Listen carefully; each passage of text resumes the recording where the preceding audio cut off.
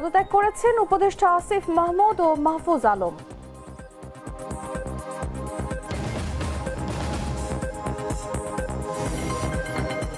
বৃহস্পতিবার জাতীয় নির্বাচনের তফসিল, ইসি সচিব সুষ্ঠু ও অর্থবহ নির্বাচনে প্রয়োজনীয় সহযোগিতার আশ্বাস রাষ্ট্রপতির। আগামী নির্বাচনকে ঐতিহাসিক ও স্মরণীয় করে রাখতে হবে বলেছেন ডক্টর ইউনূস।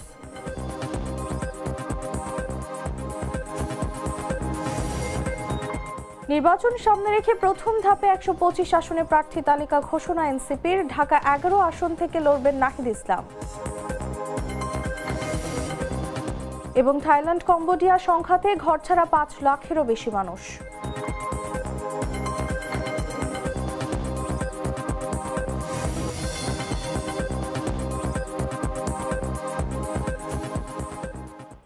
শুনছিলেন সংবাদ শিরোনাম। দর্শক, আমন্ত্রণ সন্ধ্যা ৭টা নিউজে, সাথে আছি আমি তাসলিমা তিথি।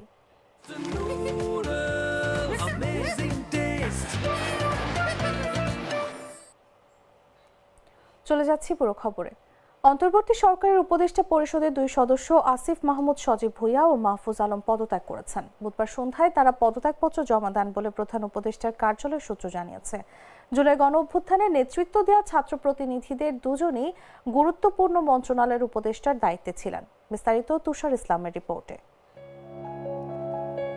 অন্তর্বর্তী সরকারের উপদেষ্টা পরিষদে থাকা আসিফ মাহমুদ সজীব ভুঁইয়া ও মাহফুজ আলম পদত্যাগ করেছেন। বুধবার সন্ধ্যায় তারা পদত্যাগপত্র জমা দিয়েছেন। তথ্য সম্প্রচার উপদেষ্টা মোহাম্মদ মাহফুজ আলম এবং স্থানীয় সরকার, পল্লী উন্নয়ন, সমবায় মন্ত্রণালয় এবং যুব ক্রীড়া মন্ত্রণালয়ের উপদেষ্টা আসিফ মাহমুদ সজীব ভুঁইয়া আজ বিকেল 5টা নাগাদ প্রধান উপদেষ্টা প্রফেসর মোহাম্মদ ইউনূসের কাছে তাদের পদত্যাগপত্র জমা দিয়েছে। জুলাই গণ অভ্যুত্থানে নেতৃত্ব দেয়া ছাত্রদের প্রতিনিধি হিসেবে অন্তর্বর্তী সরকারের উপদেষ্টা ছিলেন আসিফ মাহমুদ ও মাহফুজ আলম। আসিফ মাহমুদ স্থানীয় সরকার, পল্লী উন্নয়ন ও সমবায় মন্ত্রণালয় এবং যুব ও ক্রীড়া মন্ত্রণালয়ের উপদেষ্টা হিসেবে দায়িত্ব পালন করছিলেন। মাহফুজ আলম তথ্য ও সম্প্রচার মন্ত্রণালয়ের উপদেষ্টার দায়িত্ব পালন করেন। আসিফ মাহমুদ অন্তর্বর্তী সরকার গঠনের শুরুতেই উপদেষ্টা হিসেবে নিয়োগ পান। তিনি প্রথমে শ্রম ও কর্মসংস্থান এবং যুব ও ক্রীড়া মন্ত্রণালয়ের দায়িত্ব পান। পরে শ্রম মন্ত্রণালয় বাদ দিয়ে তাকে স্থানীয় সরকার, পল্লী উন্নয়ন ও সমবায় মন্ত্রণালয়ের দায়িত্ব দেয়া হয়। এর আগে বুধবার বিকেলে সচিবালয়ে স্থানীয় সরকার বিভাগের সম্মেলন কক্ষে এক সংবাদ সম্মেলনে আসিফ মাহমুদ জানান তিনি নির্বাচন করবেন, তবে কোন দল থেকে করবেন সেটি পরবর্তী সময়ে জানানো হবে। তুষার ইসলাম, জাগো নিউজ। আসন্ন ত্রয়োদশ জাতীয় সংসদ নির্বাচনের তফসিল বৃহস্পতিবার ঘোষণা করা হবে বলে জানিয়েছেন নির্বাচন কমিশনের সিনিয়র সচিব আক্তার আহমেদ। বুধবার আগারগাঁও নির্বাচন ভবনে এই তথ্য জানান তিনি। আগামীকাল সন্ধ্যা 6টার সময় তফসিল ঘোষণা হবে। মাননীয় প্রধান নির্বাচন কমিশনার তফসিল আপনার অন এয়ারে আপনাদেরকে জানিয়ে দিবেন। ঠিক আছে? ভাষণে উনি জাতির উদ্দেশ্যে ভাষণ দেবেন, এখানে তফসিল ঘোষণা করে দেবেন। আগামীকাল 11ই ডিসেম্বর সন্ধ্যা 6টার সময়। আপনাদেরকে ধন্যবাদ। সীমানা নিয়ে স্যার কোনো জটিলতা হবে কিনা, যে একটা জানেন নিশ্চয়ই আমরা সীমানা নিয়ে যে একটা খবর পেয়েছি, আমরা অ্যাডভোকেট অন রেকর্ড অথবা শর্ট কি বলে অর্ডার পাওয়ার পরে এ বিষয়ে কমিশন সিদ্ধান্ত নেবে। কালকে 3 আসন আপনার তফসিল কালকে ঘোষণা করা হবে। এখন পর্যন্ত সিদ্ধান্ত হচ্ছে 300 আসনে। কারণ আমরা এখনো পর্যন্ত তো কোর্টের কোনো অর্ডার পাইনি। অর্ডার পাওয়ার পরে যদি সংশোধন লাগে সেটাও সেভাবে করা যাবে। এদিকে ত্রয়োদশ জাতীয় সংসদ নির্বাচন সুষ্ঠু ও অর্থবহ করতে প্রয়োজনীয় সহযোগিতার আশ্বাস দিয়েছেন রাষ্ট্রপতি মোহাম্মদ শাহাবুদ্দিন।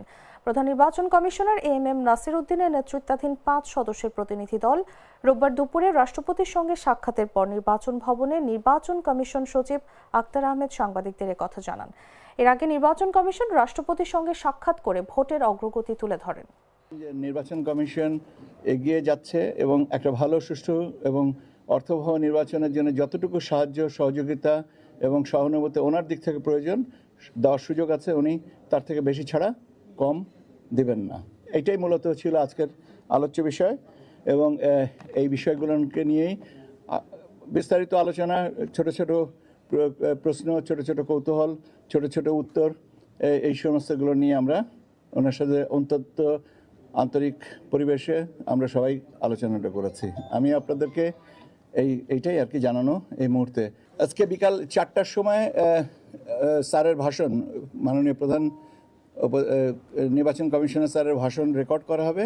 এখন সম্ভবত স্যার নির্বাচন কমিশনার স্যারদের সাথে বসে সার্বিক বিষয়টা নিয়ে আলোচনা করে তফসিলটা কখন ঘোষণা করবেন এটা সম্পর্কে সিদ্ধান্ত নেবেন। কাজেই গণ অভ্যুত্থান পরবর্তী আগামী নির্বাচন একটি নতুন বাংলাদেশ গড়ার সুযোগ হিসেবে উল্লেখ করে অন্তর্বর্তী সরকারের প্রধান উপদেষ্টা অধ্যাপক ডক্টর মোহাম্মদ ইউনূস বলেছেন, এই নির্বাচন সুন্দর ও সুষ্ঠুভাবে আয়োজনের মাধ্যমে স্মরণীয় করে রাখতে হবে। বুধবার রাষ্ট্রীয় অতিথি ভবন যমুনা থেকে সারা দেশের উপজেলা নির্বাহী অফিসারদের সঙ্গে ভিডিও কনফারেন্সের মাধ্যমে নির্বাচন প্রস্তুতি বিষয়ে দিক নির্দেশনা প্রদানকালে প্রধান উপদেষ্টা কথা বলেন। প্রধান উপদেষ্টার উপপ্রেস সচিব আবুল কালাম আজাদ মজুমদার ভিডিও কনফারেন্সের বরাত দিয়ে তথ্য জানান। তিনি জানান, ভিডিও কনফারেন্সে সব জেলা প্রশাসক, বিভাগীয় কমিশনার এবং মন্ত্রী পরিষদ বিভাগের কর্মকর্তারা এ সময় অনলাইনে যুক্ত ছিলেন।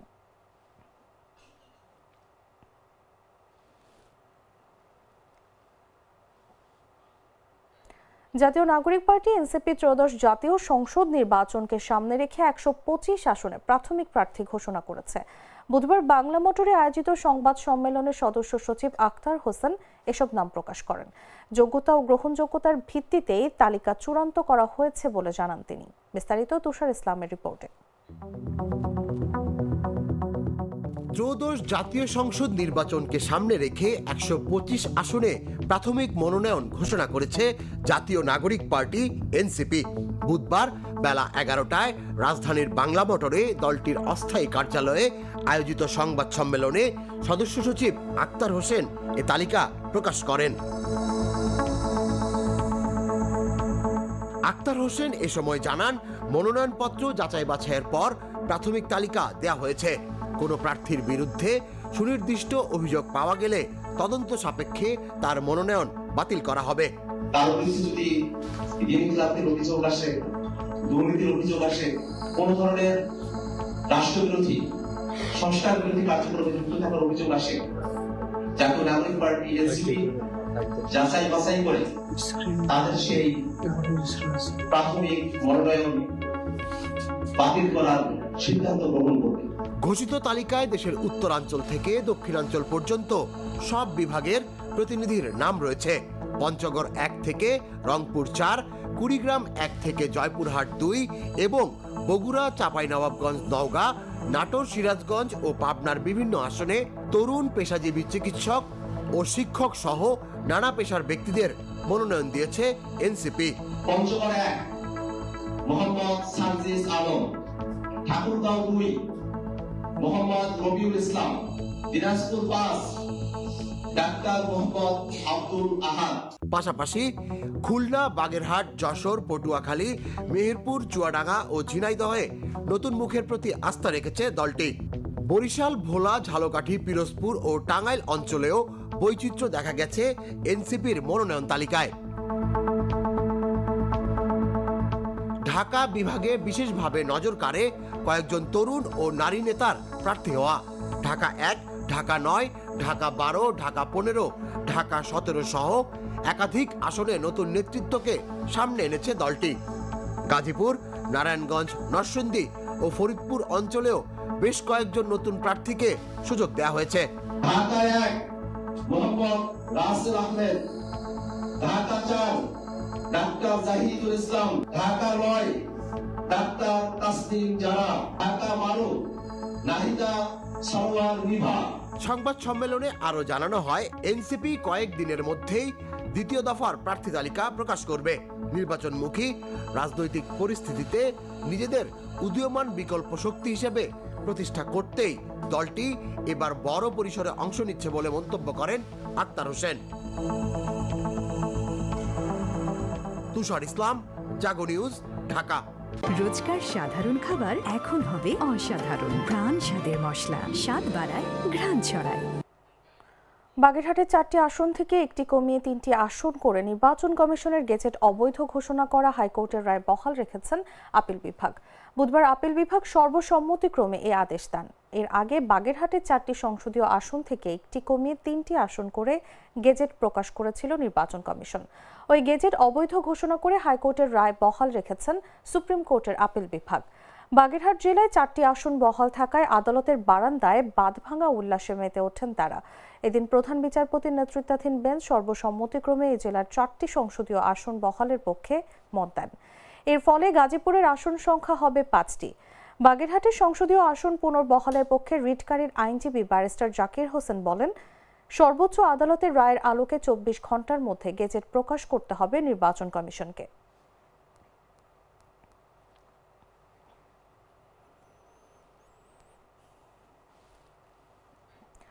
রাজধানীর মোহাম্মদপুরে মা ও মেয়ে হত্যার ঘটনায় মূল আসামি আয়েশাকে গ্রেফতার করেছে পুলিশ। ঝালকাঠির নলছিটি থেকে তাকে গ্রেফতার করা হয়। বুধবার ডিএমপির উপপুলিশ কমিশনার মোহাম্মদ তালিবুর রহমান গ্রেফতারের বিষয়টি নিশ্চিত করেছেন। তিনি বলেন, মোহাম্মদপুরে বহুতল ভবনের একটি ফ্ল্যাট থেকে এক গৃহবধূ লায়লা আফরোজ ও তার মেয়ে নাফিসা লাওয়াল বিনতে আজিজকে হত্যাকাণ্ডের ঘটনায় গৃহকর্মী আয়েশাকে গ্রেফতার করা হয়েছে। এ বিষয়ে পরবর্তী আইনগত পদক্ষেপ প্রক্রিয়াধীন। এর আগে সোমবার সকালে মরদেহ দুটি উদ্ধার করা হয়। পুলিশ জানিয়েছে, নাফিসার গলায় একাধিক গভীর ক্ষত এবং লায়লার শরীরে অনেকগুলো আঘাতের চিহ্ন রয়েছে। হাতে গ্লাভস পরে ধারালো অস্ত্র দিয়ে মা মেয়েকে আঘাত করা হয়েছে। ভবনের সিসি ক্যামেরার ফুটেজে দেখা গেছে ওই গৃহকর্মী বোরকা পরে বাসায় এসেছিলেন। বেরিয়ে যাওয়ার সময় তার পরনে ছিল নিহত নাফিসার স্কুল ড্রেস।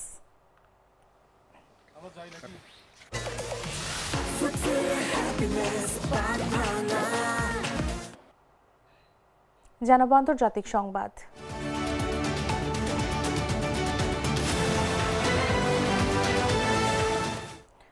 দক্ষিণ পূর্ব এশিয়ার প্রতিবেশী থাইল্যান্ড ও কম্বোডিয়ার মধ্যে চলমান সংঘাতের জেরে বাড়িঘর ছেড়ে পালাতে বাধ্য হয়েছেন দুই দেশের 5 লাখেরও বেশি মানুষ। দেশ দুটির সরকারি কর্মকর্তাদের বরাতে বুধবার এই তথ্য জানিয়েছে ফরাসি বার্তা সংস্থা এএফপি। থাইল্যান্ডের প্রতিরক্ষা মন্ত্রণালয়ের মুখপাত্র সুরাসান্ত কংসেরি মঙ্গলবার ব্যাংককে এক সংবাদ সম্মেলনে জানান, কম্বোডিয়ার সীমান্তবর্তী গ্রাম শহরগুলো থেকে 4 লাখেরও বেশি মানুষ নিরাপদ আশ্রয়ে যেতে বাধ্য হয়েছেন। নাগরিকদের স্থানান্তরে সেনা ও পুলিশ সদস্যরা কাজ করছেন বলেও জানান তিনি। একই দিন কম্বোডিয়ার রাজধানী নমপেনে পৃথক সংবাদ সম্মেলনে দেশটির প্রতিরক্ষা মন্ত্রণালয়ের মুখপাত্র ম্যালি সোচিয়েতা জানান, 5টি প্রদেশ থেকে মোট 1,01,229 জন নাগরিককে নিরাপদ সরকারি আশ্রয় কেন্দ্রে নিয়ে গেছেন সেনা ও পুলিশের সদস্যরা।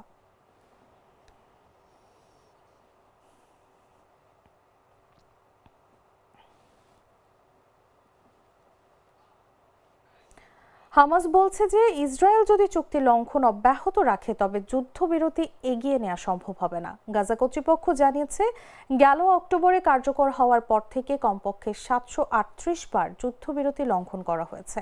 হামাসের কর্মকর্তা হুসাম বাদরান মধ্যস্থতাকারীদের প্রতি আহ্বান জানিয়েছেন যে তারা যেন ইসরায়েলের উপর চাপ বৃদ্ধি করে তাদের বিদ্যমান প্রতিশ্রুতি সম্পূর্ণরূপে বাস্তবায়ন করে। তিনি বলেন, যতক্ষণ পর্যন্ত ইসরায়েলি দখলদাররা চুক্তি লঙ্ঘন করবে এবং তাদের প্রতিশ্রুতি এড়িয়ে যাবে ততক্ষণ পর্যন্ত পরবর্তী পর্যায় শুরু হতে পারবে না। মধ্যস্থতাকারীদের প্রথম পর্যায়ের বাস্তবায়ন সম্পন্ন করার জন্য দখলদারদের উপর চাপ প্রয়োগের কথা বলেছেন তিনি। গেল 10 অক্টোবর থেকে কার্যকর হওয়া এই যুদ্ধবিরতিতে ইসরায়েলের হাতে আটক ফিলিস্তিনি বন্দীদের সঙ্গে গাজায় আটককৃত বন্দীদের বিনিময় এবং গাজা থেকে ইসরায়েলি বাহিনীর আংশিক প্রত্যাহারের উপর আলোকপাত করা হয়েছে।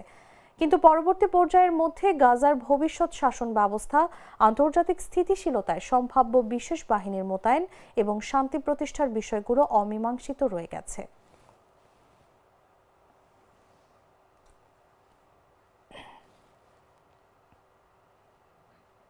সংবাদ শেষ করব খেলার খবর জানিয়ে।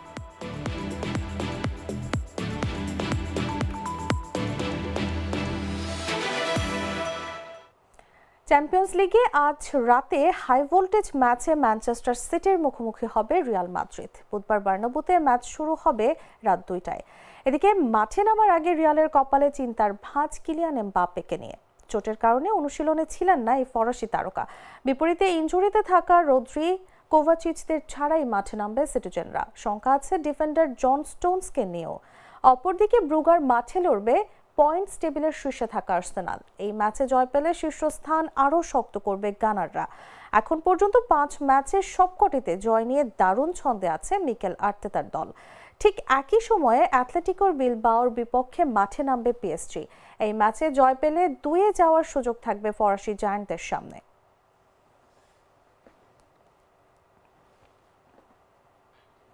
দর্শক, সংবাদ শেষ করার আগে শিরোনামগুলো জানিয়ে দিচ্ছি আরও একবার।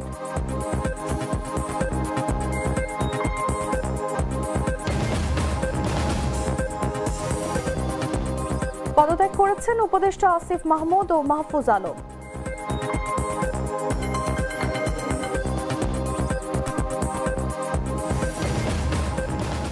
বৃহস্পতিবার জাতীয় নির্বাচনের তফসিল জানিয়েছে ইসি। সচিব সুষ্ঠু ও অর্থবহ নির্বাচনে প্রয়োজনীয় সহযোগিতার আশ্বাস রাষ্ট্রপতির। আগামী নির্বাচনকে ঐতিহাসিক ও স্মরণীয় করে রাখতে হবে জানিয়েছেন ডক্টর ইউনূস।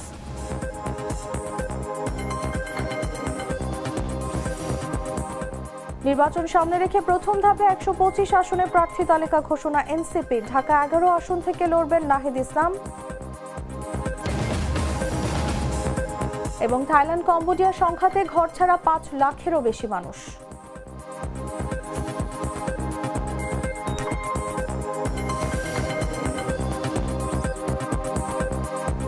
দর্শক, এই ছিল এখনকার মতো।